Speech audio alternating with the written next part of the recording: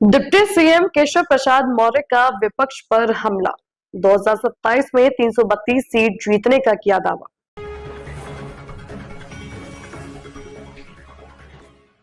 कौशाम्बी के मंझनपुर में आयोजित गौरव प्रतिमा सम्मान कार्यक्रम में पहुंचे डिप्टी सीएम केशव प्रसाद मौर्य ने विपक्ष पर तीखा हमला बोला।